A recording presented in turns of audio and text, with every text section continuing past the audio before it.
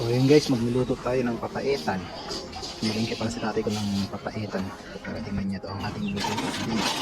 So ayan gagawin, bugwan lang natin yan. Gagamitin natin yung sabaw na pinaglagahan niya.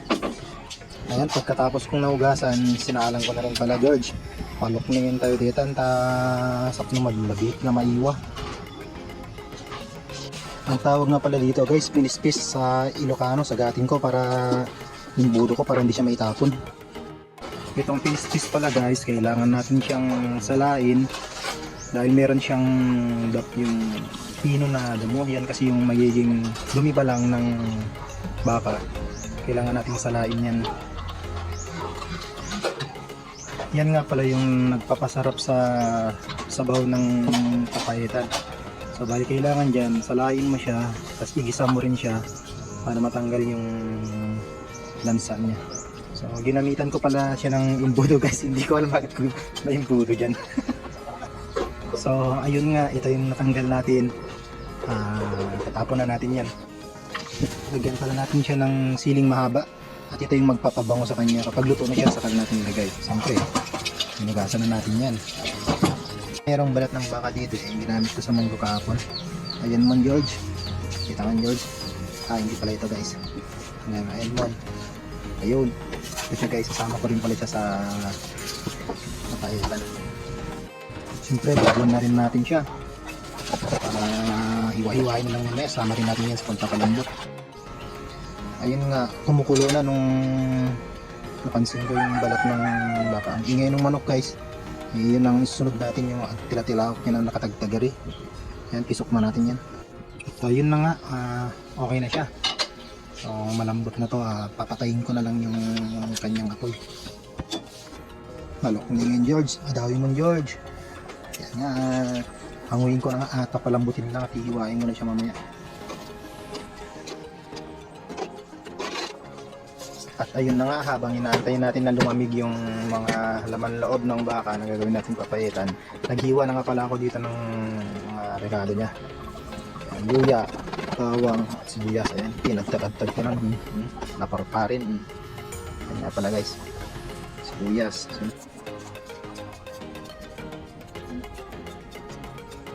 Ayun nga, habang inaantay kong lumamig yung pinapalamig kong laman ng loob ng baka, ayan, hiniwa ko na, natapos na rin ang ating rekado. Susunod na natin yun. At ngayon, at dahil malamig na siya, pwede na natin siyang hiwain. Narigat meat kabsat, naiwain mo nga na po teta, masinit ka. Ayan, pinalambistay pa lang ita. Alam, hiwain tayong nagabsat.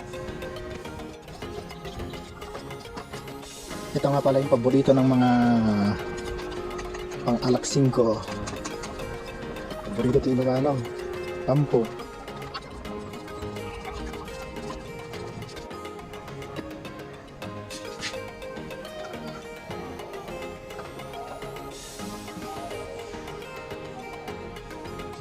Sinalang ko na nga pala yung kawali at pinainit ko na. Kumuha na rin ako ng mantika at igigisa ko na siya. Konti lang pala yung inilagay kong mantika kasi meron akong nakahiwalay na taba. Na pag mamantikain ko siya at yan ko siya igigisa. Bali konting isisya lang yung inilagay ko. Dahil magmamantika yan taba ng baka.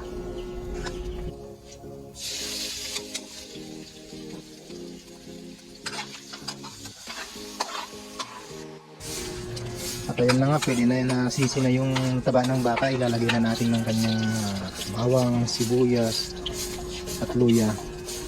So ayan, igigisa na natin siya.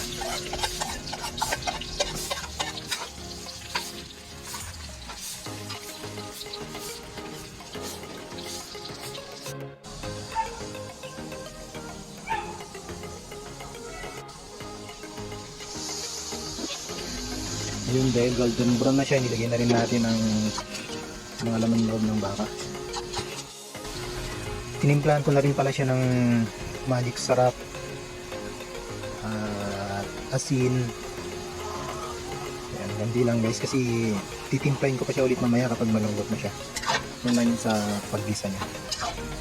Para kumapit na yung mga rekado sa ating mga laman loob ng baka.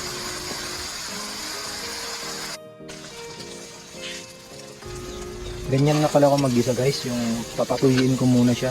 Mabuti yung magmantika siya para matanggal yung lansaan ng mga laman loob. At maghuhuli din ako ng luya para dun sa pang-aroma niya.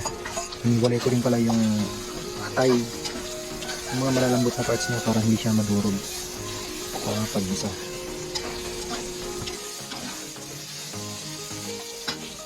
Yun nga, dahil malambot na siya, ay malambot siya.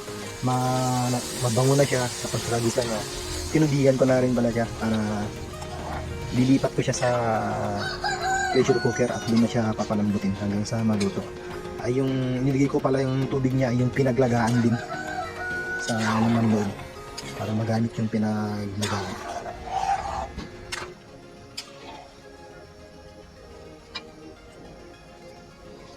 At ayun na nga, ililipat na natin siya sa pressure cooker at siya ipapalambutin na natin. Sasalang na natin siya hanggang sa lumambot.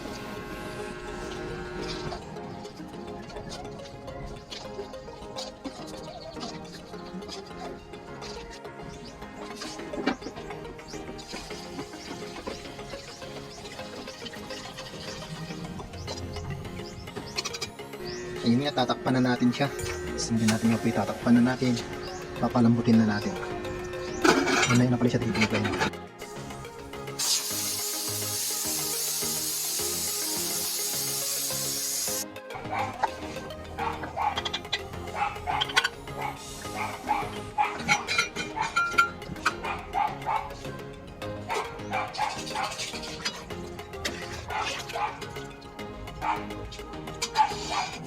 Ay, ang ingay-ingay ng doggy. Kaya yun nga guys, malambot na siya.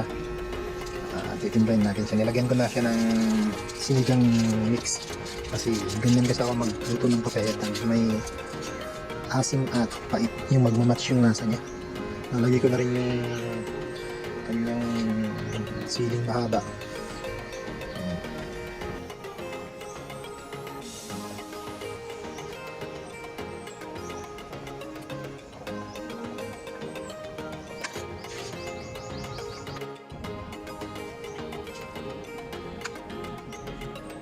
At ayun na nga guys, luto na ang ating pulutan, ay ulam pala.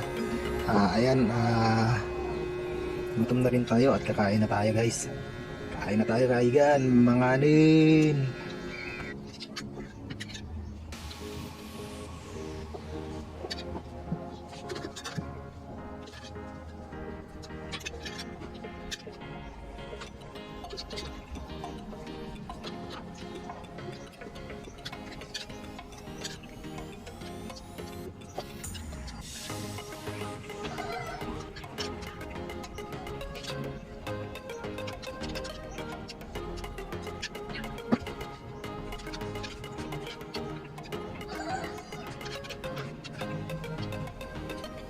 At dito na pala nagtatapos ang ating cooking papaitan guys. Sa mga hindi pa nakapag-subscribe, subscribe na guys and like. Thanks for watching.